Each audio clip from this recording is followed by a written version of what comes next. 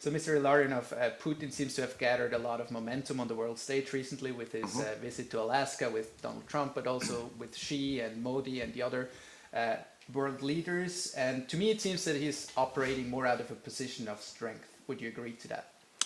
I would say probably you're right, but we need to understand why he got this momentum, why he has been promoted so much on the world stage, and definitely the most important role has been played not by Xi but by President Trump.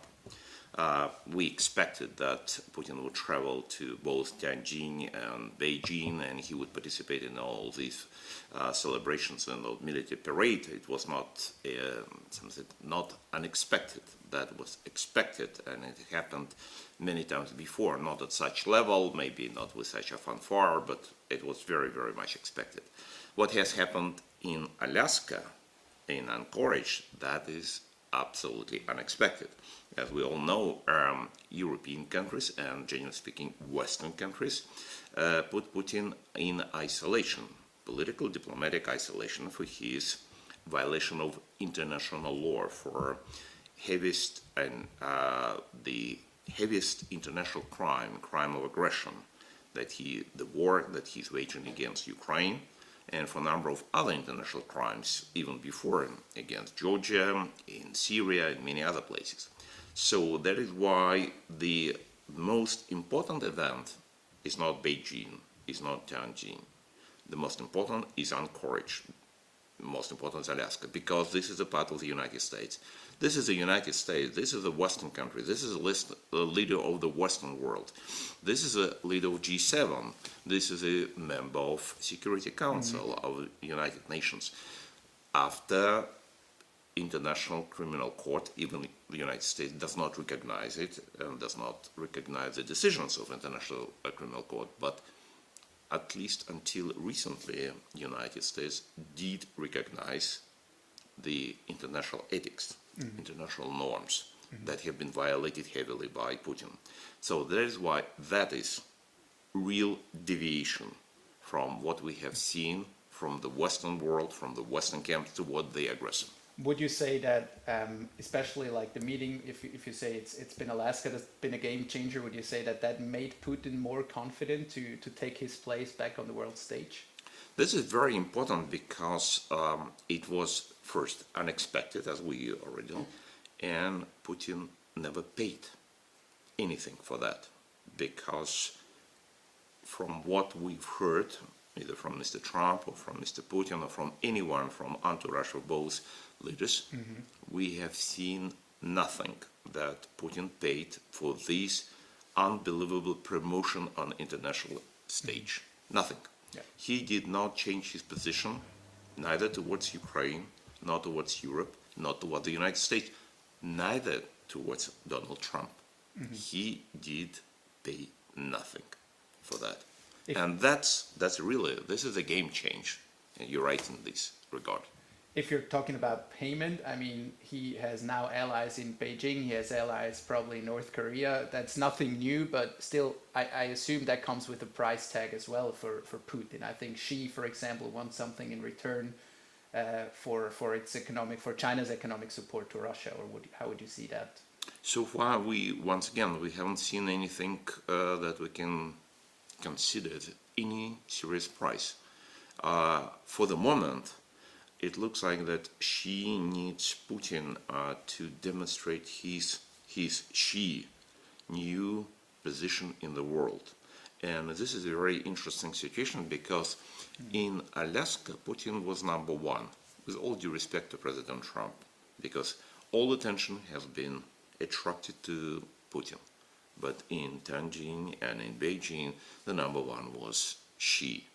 And he was playing the tomorrow's leader of the world. And he proclaimed there, as we all know, the new system of global governance, new system of global security. And in all these statements, he never mentioned Putin. He never mentioned Russia. So that is why it is, yes, he was the second, he was next to him, but his role was much more important. And we have not seen anything that she asked or demanded from Putin to do it, just to participate in photo opportunities or video opportunities for all these days. And Putin fulfilled this role. So if you look at the Russian economy, there have been voices, critics that say that the Russian economy is at a tipping point, that it is stagnating, inflation is very high. How do you see the current state of Russia's economy? In Russia there is a saying, don't read Soviet newspapers from the Soviet times. So that is why, certainly, I would not argue that there is no some problems in the Russian economy, and there is economic growth is very slow. But this slowdown of the Russian economy, or inflation, or high interest rates, or any other problems would not affect desire and willingness of Putin to wage his genocidal war against Ukraine. This is a very important one, because many people in the West do think that, okay, with problems for the Russian economy, Putin would not be able to continue his war of aggression against Ukraine. And this is a great mistake, grave mistake, because for Putin this is ideological goal. It's like a crusade, and he would wage this crusade regardless what price he is going to pay, or Russia is going to pay, or Russian people are going to pay. Now more than 1 million people considered to be losses, killed, wounded, disappeared, and so on, missing in the action. More than 1 million Russian people. What is the reaction of Putin for that? No. He is ready to sacrifice not only 1 million, 2 million, 3 million, regardless. As for economy, just one particular example. In 1942, during the Second World War, during the kind of German-Soviet part of the Second World War, in that year, GDP of the former Soviet Union was 40% lower than the pre-war level. Did it stop Stalin from waging war against Germany? No. Moreover, 1942 it was the Battle of Stalingrad, when the Red Army defeated Wehrmacht. Next year, 43, it was a Kursk battle. After that was the liberation of substantial portion of Russian Federation, Ukraine, Kiev, and so on. So why I'm saying so? Even if Russian economy will be in real stagnation, not a hint of stagnation, but real stagnation, and even if the stagnation would be very, very serious, with real contraction of economy by whatever, 10%, 20%, 30%, Putin would continue his war of aggression. That's very important to understand. That's the very important point. This war cannot be solved with economic measures. That would be my next question. So you think that is wishful thinking from the West that the economy brings Putin to the negotiating table eventually? You think that's never going to happen? This is absolutely wrong goal, wrong strategy from the very beginning. Number of people, including those who came from Russia, were trying to explain Western colleagues that's this mistake. But they prefer to make this mistake, and they continue to make this mistake for 4 years in a row. No, that's not possible. The only thing that would force Putin to stop this war is a military defeat of aggressor troops in Ukraine or in some other places. There is no other way. And by the way, this is the only way how to stop any war of aggression. When we're talking about the Second World War, First World War, or any war that Switzerland participated some years ago. Just anybody would come back and just to memory and to see how it was possible to stop Duke of Austria in Switzerland, not at the negotiation table by military defeat. How we stopped Duke of Burgundy during Burgundy Wars, not at the negotiation table by military defeat. How Genevans stop Duke of Savoy, not at the negotiation table, by military defeat. There is only one way to do it. That's the only way to stop Putin. That's what you're saying. Just a question: what role do like countries or allies of Russia, like China or India, play? They're buying all of the oil that the Europeans don't want anymore. That kind of oil goes to China, for example, or India mostly. Would that make a difference if they stop buying like these amounts of oil, or wouldn't that matter after all? It's almost irrelevant. It could help if there is already military defeat. But without military defeat, it would not play any substantial role. Yes, if the military defeat, yes, it's true. We still remember from the First World War, so Germany for 4 years was a leading force on all fronts of the First World War. And we just had this initiative on all fronts. Even the situation in Germany was very dire. It was almost on the brink of starvation for many German population. So whether Germany stopped to fight, no. Only change on the military fronts. Only arrival of American divisions on the West Front has changed the situation in the war. Only military defeat. But would you say that, put differently, would you say there is like a chance for a compromise, that Putin accepts like the kind of territory that he has seized now, or will he only stop once he got like all of Ukraine, all the territory seized? His goal is very clear, and he repeated so many times that it is impossible to forget. He wants to destroy sovereignty of Ukraine. He cannot see Ukraine as an independent sovereign country. He does not see Ukrainians as independent nation, as independent society, with Ukrainian language, with Ukrainian culture, with Ukrainian songs, with everything. He said that Ukrainians are same as Russians. They're not even brothers, they are same Russians. But they maybe made some mistakes, now we'll correct them. So this is a genocidal approach. So that is why he would never stop. He could stop for, let's say, for ceasefire. That's a possibility, just to renew his attacks within 1 day, or within 1 week, or within 1 month, or with some other period. So he would never stop. He started this war not yesterday, not 3.5 years ago, not even 11 years ago, as many Westerners do think about that. He publicly proclaimed his goals to destroy Ukraine in September year 2003. So 22 years ago. For him, this is idea fix. For him, it's a crusade.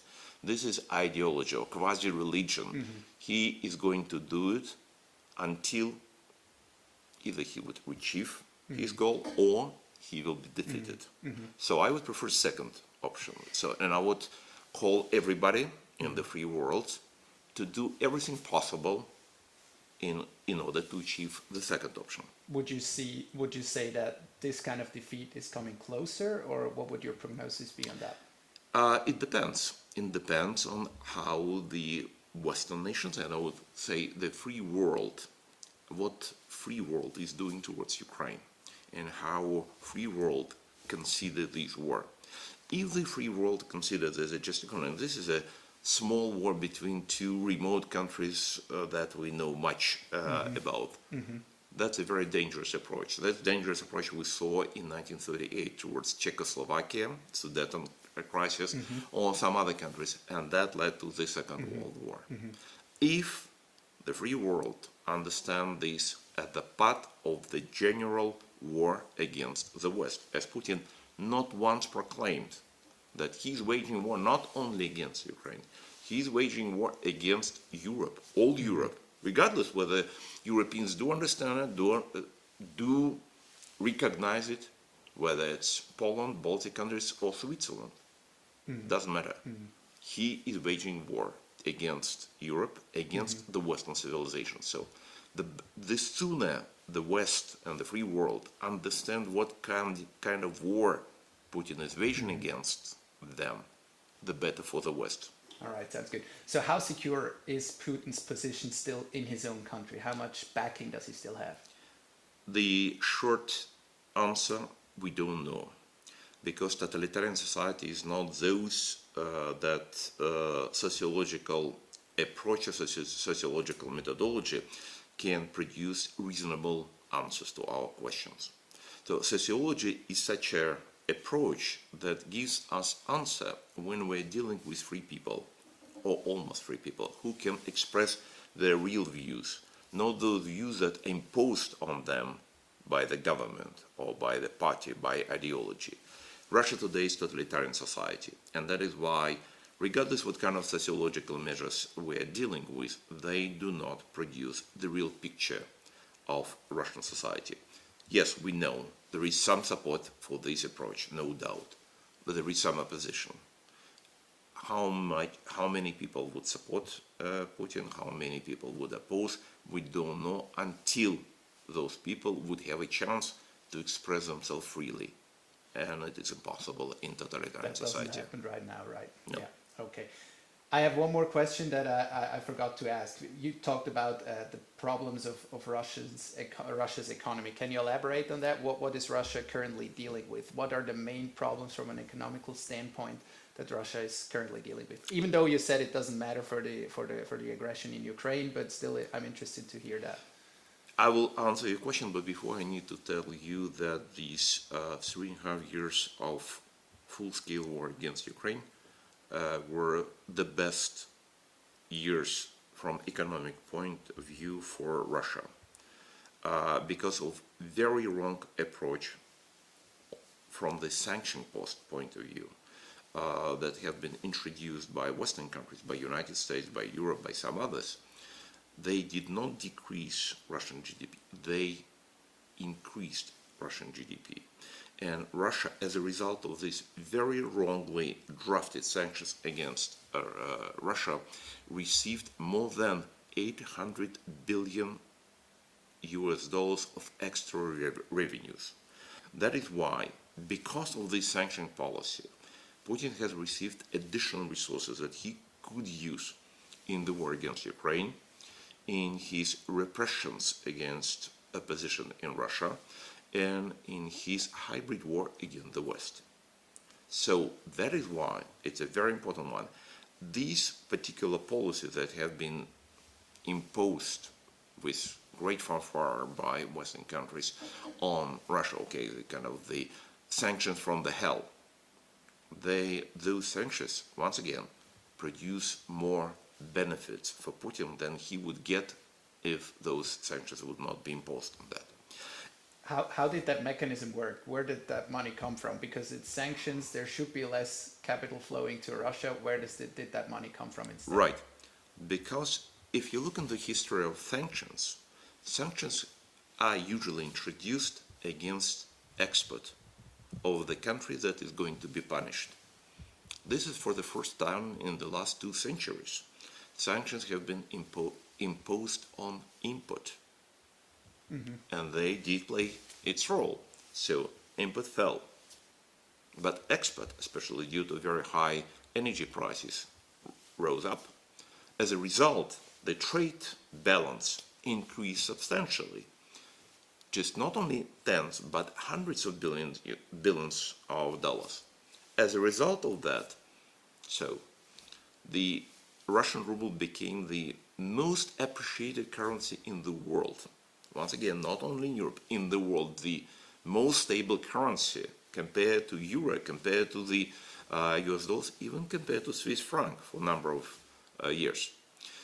As a result of that, Putin was able to accumulate foreign exchange reserves. So all those reserves that have been frozen by Western countries in Brussels or in the United States, yes, they have it. But Putin was able to replace all these frozen assets within 2 years because he got this huge positive trade balance. So that is why those who introduced the sanctions definitely did not study economics. They did study something else. So once again, this is the first time in the last 200 years they have introduced such sanctions. So that is why each day or each month or each year, Putin receives more money from the rest of the world, not only from Europe, from Asia, from whatever, than all Western world is providing as assistance to Ukraine, whether it's military assistance or budget assistance or humanitarian assistance. So there's if you look on this balance, so Ukraine receives probably about maybe 20-30 billion US dollars of both military aid, economic aid annually. But Putin received 200 or 300 billion US dollars as additional revenues to a very high extent due to those sanctions. And that made the Russian economy obviously better off. But my original question was, but still there are problems right now that the Russian economy is facing. Can you elaborate on that a bit? Very limited. The most serious one from economic point of view would be high interest rate. And many people, and that is the reason why economic growth in industry in some branches either stopped or just went down. There is some problems, and many people claim, oh, that's a very big problem. From economic point of view, yes, but from Putin's point of view, this is a benefit for him. You know why? This is a very interesting situation that people do not understand from outside of Russia, because usually we do think about the contraction of economy as a very negative sign from any point of view, from whatever, from the living standards, from the political situation, whatever. But for Putin is good. Why? Because with high interest rates, with contraction of industries, all those people are fired. They are leaving jobs. They cannot find jobs. And what they should do? They go to the army. They go to the army to war. So the most deficit resource that Putin is dealing with is the human resources that he could bring into the war. So that is why these high interest rates that is considered to be a problem from economic point of view, it's a special artificial policy to squeeze human resources from the civilian economy and to push them into the army, just to be burned in the on the front of the Russian aggression against Ukraine. So that is why, once again, if we are talking only on economic kind of page, yes, it looks like not good, but Putin has a different calculation, and he has different goal, and he has different strategy. So you say it's not his goal to bring interest rates and inflation back down? That's not his goal he's at playing all. game. Yeah, even though he says that he needs to do that, Oh, yes. but, Sure. but that's not what's happening, But you're saying. how he would say publicly, okay, my purpose is to squeeze people more and just to send them to be killed in Ukraine. It is not something even the Russian society, even under this totalitarian control, would accept easily. So that is why he's playing this game. But it is a persistent policy now already for almost 2 years, and he has received what he wanted. He wanted to get 40,000, 45,000, 50,000 people who are ready to join troops, to be killed, to be wounded, to be missed in the action, and so on. Sounds good.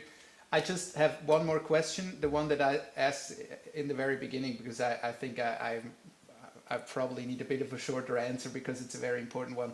The one about gathering momentum. If you don't mind, I would ask you that one again. How would you see Putin's position over the course of the last 3 weeks with visiting, as you said, Alaska or the military parade in China? Would you say that Putin's position on the political stage has improved over the course of those last 3 years? Does he more operate of a position of strength? Would you agree to that hypothesis? Unfortunately, yes. Yes, he got very many presents, especially from President of the United States, Donald Trump. Good. That was very short. Good. Inflicted on Russia by these sanctions. I know you said the sanctions don't really, well, they harm Russia, but they don't bother Putin at all. But economically, they do some harm. Putin just doesn't seem to care. But would you say that buying up of that oil, for example, can help deteriorate like the harm that it does on the Russian economy? I don't think so. Just we need to look at numbers. So the military expenditure of Russia now is close to 7% of GDP. During Second World War, it was 36. So it gives us feeling and just understanding that how much he can go. And even with 36% of GDP, Soviet Union will continue for 4 years fight against Germany. So that is why the 7% of GDP is nothing. But you would still think that Putin is reliant, that India and China are still buying up their crude oil or their refined oil products from Russia. That is still important because he doesn't have any other income than probably these kind of Yes, it's important because he has this export revenue that he's using once again, for buying the kind of material, some resources that he's using for military production. But even if Russia would not sell this oil to India and China, even he would not sell these energy products to anyone in the world, even he would not have any export, he would still continue this war. That's very important to understand, because it happens, especially it looks like in the last decades for Western mind, that shift in the mind, in the understanding. At some point people decided that it is possible to fight real wars with unreal sanctions, or economic sanctions. This is very strange, this is weird. The Europeans and the Westerners for centuries, for 1,000 years, did understand, and hopefully some still remember, that wars can be fought and can be won by military means, not by non-economic means. There is no example in the human history, at least for serious war, that war could be won by economic means without using hardware, without using military force. Not a single case.